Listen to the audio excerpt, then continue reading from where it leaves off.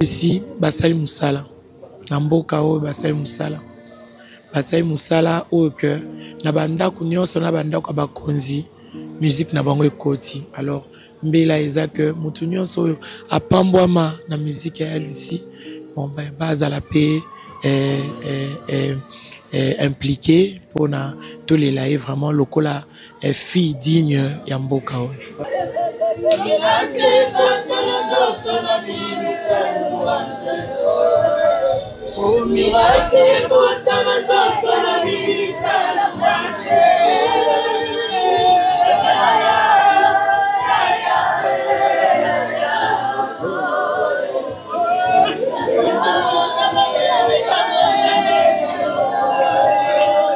Zaki tension des dérangeurs qui est na sucre de l'eau compliqué qui est mon kisa yangoala. Rester vivable, simple, humble, gentil.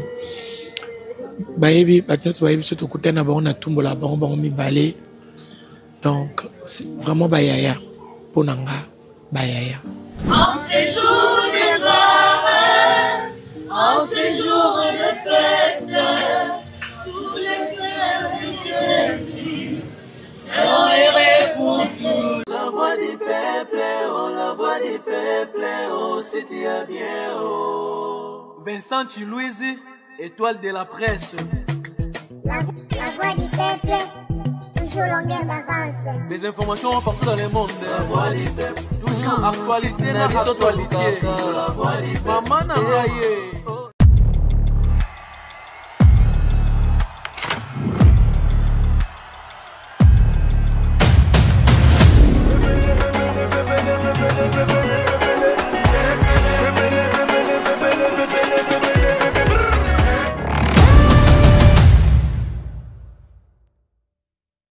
Voilà, merci beaucoup. Je crois que tous en matanga, il y a Ndegonabiso, Serre Lissi, Kunda wa Tsegibiso, et puis tous en la présence il y a Maman Laure, Motena et puis mes condoléances. Merci beaucoup. Voilà, ça fait tellement mal qu'Obungisa, Mokonabino, Oyo Basala qui peut me savoir les taux qu'on a Mokonabiso. Témoignage à Maman Lissi, au PC pour le Mes très sincères condoléances na famille Nyoso, il y a chantre, il y a Congo surtout, il y a femme chantre. Ça fait très mal. Il y a Lucie, Bazaba Yaya Otokuti na Moussala. Moi personnellement, ce sont des grandes sœurs qui m'ont reçu na Moussala Oyo. Ba yambinga bien, ba talisinga bolingo na Moussala Oya musique na mboka na biso. Batikali très très proche, il y a Baleki Nyonso au Baye na Moussala. Alors souvenir to témoignage na kokopé ça pona bango. Elles sont restées vivables, simples, humbles, gentilles. Baebi patnos baebi surtout côté na ba on a tumbo la ba on mi balé. Donc c'est vraiment bayaya ponanga bayaya.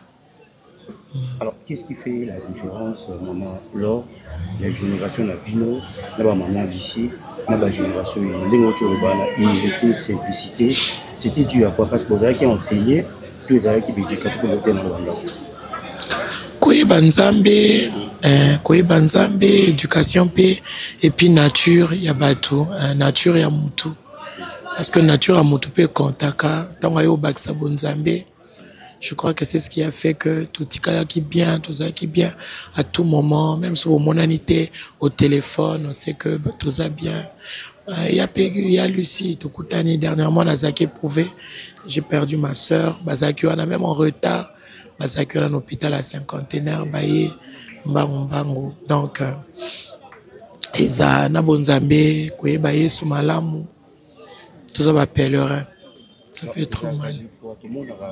Population, ça va l'adversaire. On a vu un temps, ça a l'adversaire, on a aussi un mari, mais ça nous paie à son âme. On peut faire qui penser à lui. Mais la sœur ici, elle a qui non conflictuelle. Est-ce que le conflit de la population va faire ça va bien? Donc, on fait, c'est penser imaginaire au plus. Moi, je pense que cadre ils a vraiment bien choisi tes propicités pour nous lober la blokwana. Mais moi je pense que c'est quoi douleur ils ont ma casse dans mon thème au perdre au babiloko et l'obamaka tout ça ba figure publique c'est normal yoko tout temps sous mon na venu na ba loba ba ninga no pe ba collègue na pe ba soloba mais le plus important ils allaient combattre la valeur au ya bondeko parce que famille ils ont substitué ba valeur ya famille ba batela ngo ba protéger ngo peu importe ba vent au yoko zala na balabala. Est-ce qu'il y avait eu des collaborations maman là on a serre ici et à Kunda en général? Baya Kunda, ma collaboration peut-être dans l'album, mais collaboration à tous les jours parce que c'est toute la vie. Est-ce que vous pouvez interpréter un moment où maman ici à Lula? Si on a cocaté, si on a cocaté, on est vraiment sous le choc. Je pense que durant toute la période, il y a Matanga, on sera ensemble. Donc, on essaie à tout ça, on va le faire. Dans cocaté. Nandaku. Nakantia quand ils a fake news, nakantia quand ils a buzz nabino. Mais après, tant on a eu solo la femme chante moko, maman Dodo, on a eu confirmé que ils a qui vrai. Est-ce que maman ici a Belaki parce que malgré tout vos appels famille peut-être.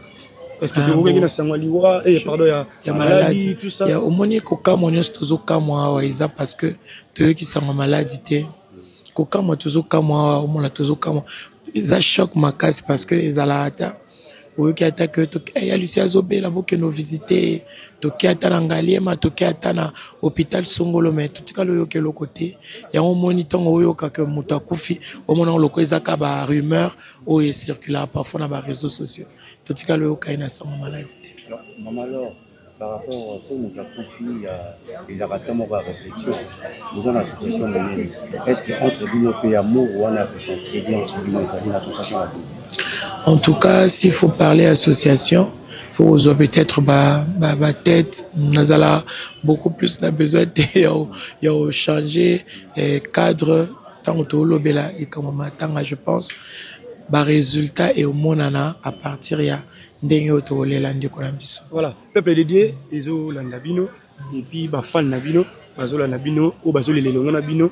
Message aux amis et puis les musiciens ou peut-être Baébi pété que maman ici à Koufi pour lancer message pour nous Baéba quitter je pense que Baoyeba va finir par Koyeba parce que des bouches à l'oreille et l'Obama n'a pas réseau et l'Obama déjà je pense partout que l'Obama Baya Kunda biso totunga la ko tuna église nini babetité à ba congolais ba place nyonso nzamba permettait que bango batia matambe en tout cas basala musala kitoko neti na Kinshasa awa biso to okuta bango donc basi babeta donc presque toutes les églises ba mona ba bénéficier na ba grâce au nzamba tiekati na bango donc eza matanga o Jésus église et corps du Christ donc ndenge tolela ki baya Marie ndenge tolela ki baya papa Alain ndenge tolela ki papa Blaise ba ebelo batika ki biso.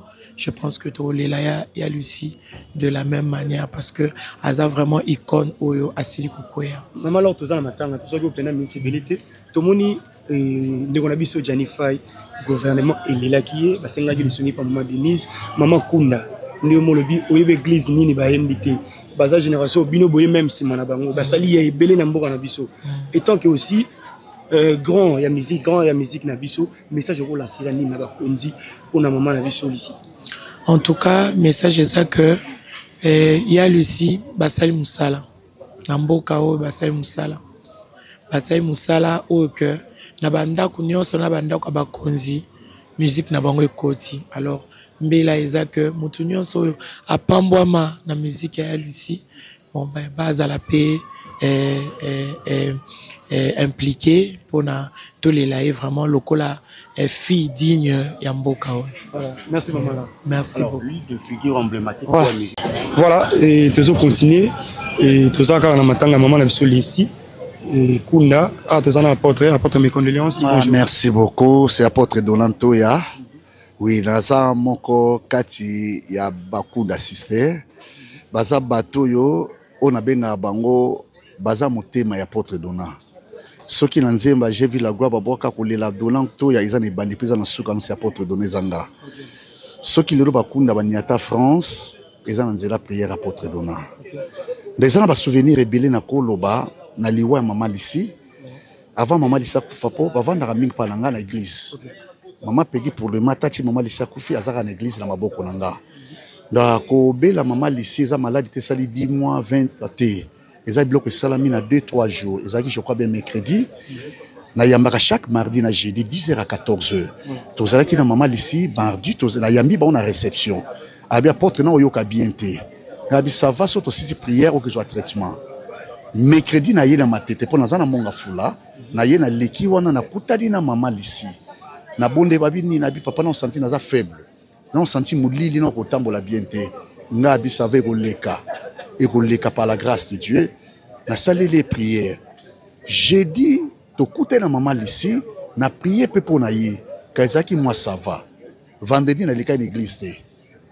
sam vendredi to lala na matanga o bakunda bazana ngo ya cuisine banga kufaki na cité verte na pe na saki kuna nde mama Peggy ibise na porte biso to beta mukia wa soto lungwe to zonga na njito ke no clôturer kuna kay mama Lisi akoyi ko yate to tike kuna soto zonga na yo ata na butu na ba ine nga beza mo impossible fo nga na tika ko lala matanga na oyaka lobi samedi wana na kokaite pasteur Joseph aza pasteur au travail nanga aleka samedi akuta na bondeli pona ye samedi wana babengi nga na mobali ya mama Lisi papa Roger abinanga protocole ya na matetete ngabi nini o mama Lisi aza bien te au lobate makole sala soute kaka brisque bongo etungisaki nanga ngabi sababu zo téléphone botia na lito na prier pour mama Lisi na bondele pona ye banda 30 minutes na lobi amen amen et sili nango dimanche na ye église na ye koteya na tuni mama Peggy aza pozara mixo na ye na monaka ye mama Peggy apôtre Dono ye oui na mama Peggy aza ba biasa pa mama Lisi na malandi ne esengaki so na sisi prière na kende kuna ba ye ko zonga fallait na kende place moko na ke sala prière ne na kende te na komi awa na sous région na mon appel ou de fila mama Peggy apôtre Dono za wapi ngabi ko na za mo musika papa ko zonga to zo moto zonga ngabi savana oya na tikala ko yate vers 20h 21h nde mama Lisi akotaki na koma wana na moma wana bazaki na église moko côté ya baboma pa pasteur Gina nde siko babenga bité po passer na pasteur na sona pasteur Gina abinanga papa et c'est l'intervention na yo ngabi ça va bobondela na roya tant na koma ina ndako na monga fula tenzaki shooter 21h30 boule bandi ya makasi mona bimezate 23h mama Peggy benga bito komi na ngalima tant comme na ngalima apotoko ya te toti na voiture ekozwa yo ngabi ero côté na ngezaka mwa pasi kulu nezaka wana na monga fula to sa sombule sina osala nyoso na po bango ebi na tambola mi butu ata 3h apota tambolaka nda esengaki impossible apota bima na moma wana c'est ça yango eloko epusaki nga na 23h49 minutes 0h juste le temps bakomi na hôpital babi déjà boyene bembe nesengaki na moma wana wanto za na lina mama Peggy to solola abi papa na momo balobi to yene bembe malis mama Peggy alobi langage mo abi apôtre ngana on dimate ne bembe yo loba liloba moko to yo moko yaka ngana ça va beaucoup c'est le quoi boyi ko kote na moka bozaka na porte ya ngali mana oya na koya oyate to comme 1h bazongi na mama Lisi lisusu ezali na prophète mo akendai na bango place baza na studio na kanda bakendaki na prophète wana ngala babas kitane na kanda pona zwa temps ko ya kuna na matonge na mikosa la prière tant on a bondé na si prophète wana passer na prophète na mama Peggy na solo na prophète na mama Peggy za wana wote azaza musika ngabi mama Lisi aza suna bo moite bozo musebo ko tshena mort et loko to suga wana nde bazwa mama Lisi bakie ko tshena mort oui la makamnion so et dépend de apôtre Azalaki au courant voilà apôtre Azalaki au courant au plus explication news bref tu vas comprendre mama Lisi maladie nini mimi na liwa merci soko tolobi maladie nini ta mal ça tout ça m'a été des acquis tension des dérangeants qui est na sucre de l'eau compliqué qui mokeza yango wala mama Lisi apôtre yebié et parce que za mwana okambi et mama Lisi atiki combien de bana mama Lisi atiki na combien de bana tout de oui mama Lisi nzambe azora lokomo bana mutu apesa bango za nzambe mama Lisi atiko botate asimi mwana ta moko te na mokili neka kufi wana mais azaki femme mariée aza femme mariée mo ba ene papa Roger o bazane ti lelo bazane na ndako place moko. Voilà. Merci beaucoup. Pasta, je crois, message là qui bien précisé parce que Badbano s'est posé trop de questions. Maman ici a confié nani, mais au expliquer biso message n'a peuple de Dieu au isolé la Nabino et Longo parce que Bakunda artistiquement papa tout le monde a un témoignage à Bakunda parce que baza génération yambi batou ebele voilà n'habité peuple de Dieu et la Nabino ça fait tellement mal au bout de sa maman ici message et cause ani na peuple de Dieu puis ba chrétien tout bon na kolobaka na peuple de l'Éternel ba chrétien liwa eza volonté nzambe ce qui nzamba permettre liwa ya lelo nzamba ta permettre lelo na osenga kaka peuple de l'Éternel to kabula mawa na biso na mama lisi na famille kunda sister o yazaki motema na biso pe motema ya peuple nyonso congolais elo na osenga kaka to kunda mama lisi na kimia auti na famille chrétienne famille bayebi nzambe c'est tout na ko baksa na peuple congolais za yangwana. Voilà, merci beaucoup. Merci beaucoup.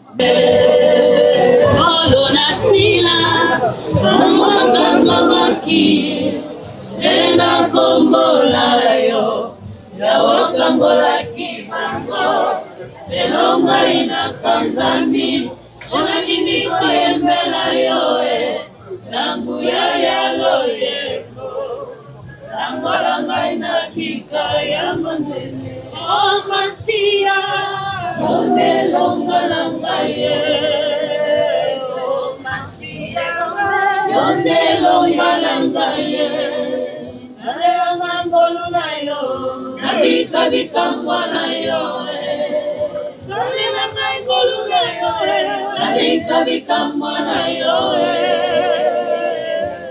salaki elokwa kolia na moki, izo kitoko na monoko, ya baini nanga, na yo kimbela ya Yesu.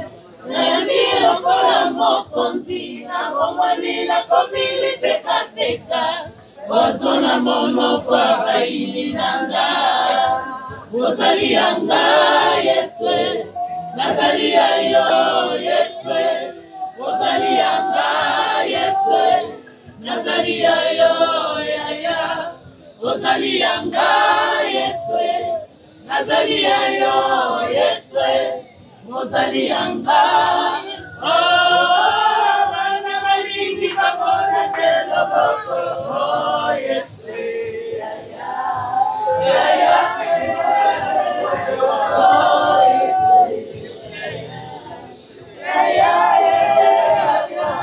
oh, Yesu, ongoza bokanisa, oh, Yesu, yande molo kelina ngaye.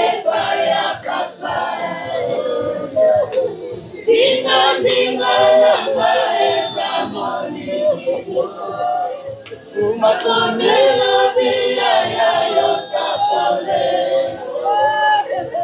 Milake katana dokona bimisanu wante Umilake katana dokona bimisanu wante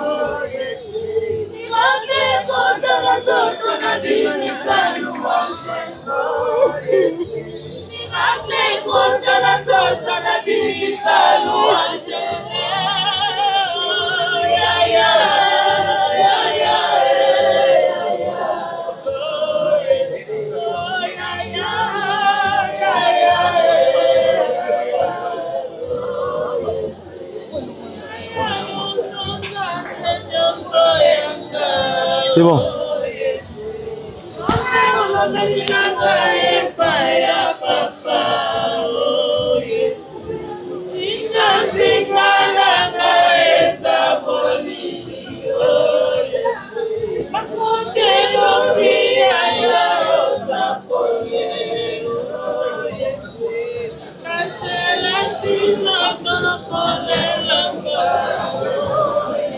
Salabika moi Yahweh, salabika moi, salabika moi Yahweh, salabika moi,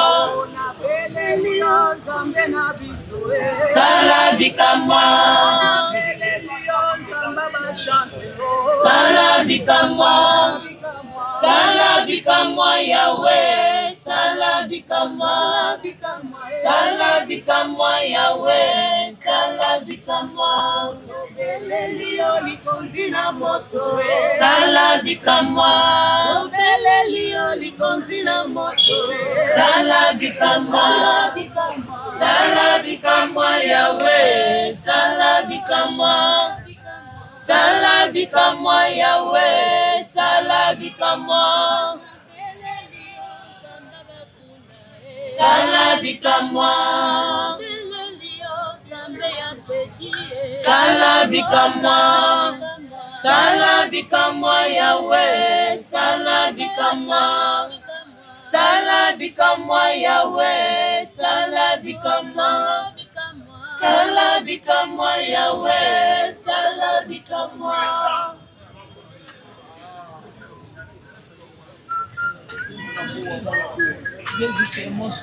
Sois toujours près de nous pour nous éloigner du Satan d'enfer. C'est que tu reviendras pour nous prendre un jour, je sais. Dans ton amour, tu nous combleras et de tes richesses. En ces jours de gloire, en ces jours de fête, tous les frères de Jésus seront heureux pour toujours. Nikona biso, ezali katina Yesu, soki tomipesi na ye tokomona nkembo na masiya.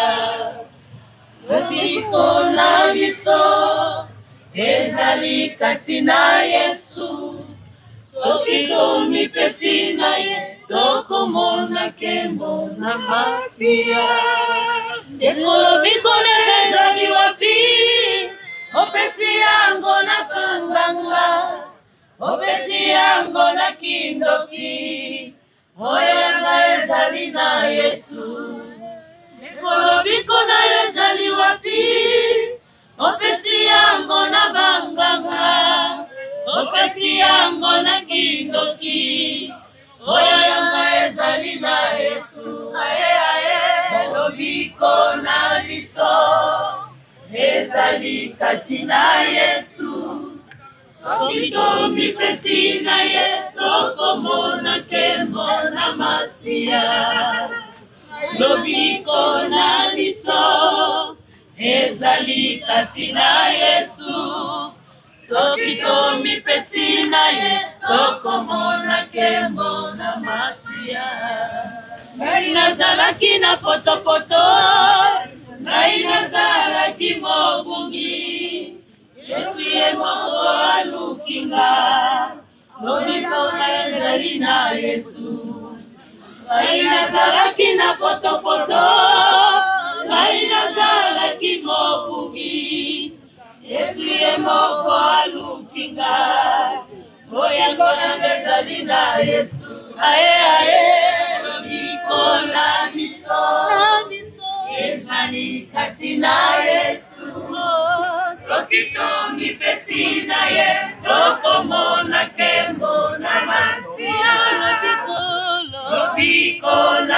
biso ezali kati na Yesu soki tolipesi na ye tokomona nkembo na masiya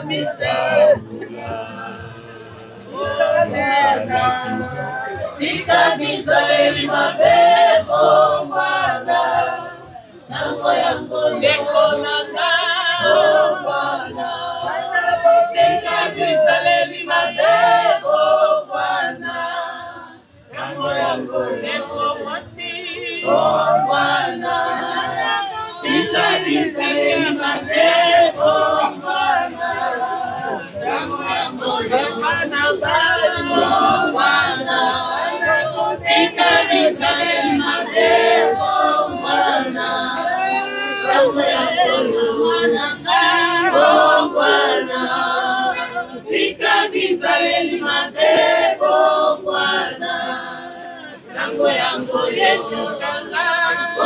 mwana Tika Israeli mabebo mwana Sango yango mwana Tika Israeli mabebo mwana Sango yango mwana Tika Israeli. Merci Nababonone sur la voix du peuple. Je crois beaucoup au Landa. Témoignage de Maman Lissi. Tu vois qui Maman Laure, tu vois portrait et puis Bolandi comment est-ce que et l'équipe Enza. Merci Nadari de monter ça.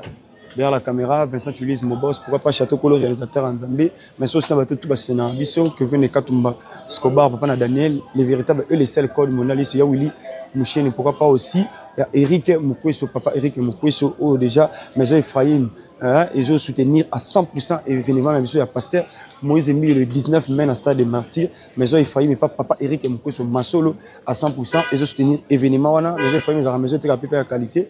Matériel bien battu à kilo, on a plus abordable. Référence à photo pasteur Moïse Mbiye, on a les lots, tout ce qu'on a. On se retrouve juste prochainement. Merci. On a bandé comme dans la poste à retourner à banda pour na bango, il y a des rêves na bango parce que les lots qui chassent ils font moi. Pourquoi pas retourner na il y a rêve na yo, nengo lingra lupa ngezala. Pourquoi pas au bon mambo on a yo na mabele parce que lobby nini rozalate. Et surtout que les espaces sont déjà développés, bandekomi bazala banda pa basi batonga kurama imakambutu eza kitoko makasi. Donc awa tozali pour na ba contact nyonso bureau na biso ezali bongo na commune ya Lingwala.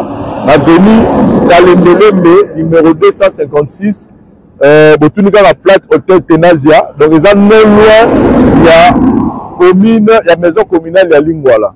Donc boye wana bokuta bandeko bazala pour repesa bino explication lisusu bolingi to bobengi biso na nzela ya telefone na ba numéro oyo bomoni toteli bino na se lelo pasi na biso esili po memele biso qualité n'exemple à suivre chez Odilo Mampuya qualité boutique exemple à suivre Portona Congo boutique exemple à suivre Portona Kisasa Tobo Imindo Jeune Kinoa lela na ye molato lela bopeto boutique exemple à suivre Portona Congo boutique exemple à suivre Portona Kisasa Tobo Imindo lela bopeto yo mola très bien déjà yo peut-être même bon ezali exemple à suivre ezali Mbote na biso bandeko, ngai docteur Pichu Tondele, naza pharmacien en formation, nazui formation na université à Kinshasa, na faculté à pharmacie, et puis nasali ba master na niveau ya université Marien Ngouabi, pe na niveau ya Canada, la transformation des agro-ressources et puis préparation de cosmétiques thérapeutiques naturelles. Nous allons œuvrer dans le laboratoire CRMTA ou ezali laboratoire médecine spécialisé dans la production de phytomédicaments, c'est-à-dire qui c'est à partir de nzete na biso ya Congo. Qui c'est nyonso o bozomona awa na CRMTA et subir essai toxicologique et puis essai clinique ou ça la différence na biso na tradi parce que et subir quand même moi étude et puis qui c'est o eza na CRMTA ils allaient homologuer le ministère de la Santé, c'est-à-dire ils ont l'autorisation qui a mis sur le marché le niveau de Mboka et puis les bandes de Mboka. Qui si on produire la CRMTA et puis qu'on n'importe quel médecin partout à travers le monde. Dans le laboratoire CRMTA, nous avons deux branches, branche cosmétique et puis branche médicaments. Dans la branche cosmétique, nous avons un dulci au collagène, pour ça il y a un sérum, un savon, pour le traitement il y a un tampon, banduta, ride, poche et puis cerne. Nous avons un dulci réparateur, pour ça il y a un sérum, un savon, pour qu'on associe gel douche, pour le traitement il y a un bouton et puis qu'on répare le poisson. Nous avons un dulci cheveux, pour ça il y a un huile, un shampoing, pour le traitement des cheveux abîmés, des cheveux haut et baby, des cheveux colorés, ils allaient ko botisa suki noki et puis ils allaient ko retarder repousse ya ba cheveux blancs. Tous appels na parfum na biso ou to sali à base ya banzete na biso ya Congo. Spécificité na ngo ils allaient ko kitisa yo stress na kati ya nzoto. Na branche médicaments, tous allés na méamycine, sirop comprimé ou ils allaient kis na biso ya ba mib, ba levure, ils a anti-poison, ils allaient ko traiter ba problème nyonso. Vous allez dans la question diazostimule où ils allaient traiter différentes formes d'impuissance sexuelle, autant éjaculation précoce, dysfonctionnement érectile, manque de libido, azospermie. Vous allez dans la question zingenalis, suppo, na comprimé, où ils allaient traiter différentes formes d'hémorroïdes, internes et externes. Ils allaient régulariser le cycle. Il y a maman. Vous allez dans la question sensifos, où ils allaient il y a malaria, présenté sous forme de sirop comprimé. Vous allez dans la question méamycine crème, où ils allaient traiter différentes formes de maladies, où il y a ploposo, mycose, où il y a makolo ya bana mibali, maladie empêchement palata et pas ya bana, na maladie msou ya loposo. Vous allez dans la diazolex, où ils allaient traiter différentes douleurs climatismales, douleurs ya mokongo, paiement, allergie au pollen, vous allez pommade tomolingo moya papa na biso tondele diazolo, vous allez na médecine crème ndenge na tamaki, vous allez na allium, vous allez kis na biso ya tension, vous allez traiter hypertension, vous allez na borex, vous allez kobomisa système ya papa, vous allez kokomisa yango mulai pe monene. Vous allez na menga kis na biso ya makila ou vous allez kozongisa makila na bato oyo baza na problème ya anémie quel que soit son type ya anémie. Et puis vous allez na tisane Dr Maxon ou vous allez tisane na biso vous allez traiter ba myome, ba fibrome, kyste ovarien et puis basi oyo baza na problème ya bota. Vous allez payer na diabétique ou vous allez kis na biso ya diabète et puis vous allez na anti-poison na biso où ils allaient neutraliser le poison dans kati ya makila. La voix du peuple, oh, la voix du peuple, oh, c'est bien, oh. Vincent Chilouizi, étoile de la presse. La voix du peuple, toujours longueur d'avance. Les informations partout dans le monde. La voix du peuple, toujours actualité, na actualité. La voix du peuple, maman na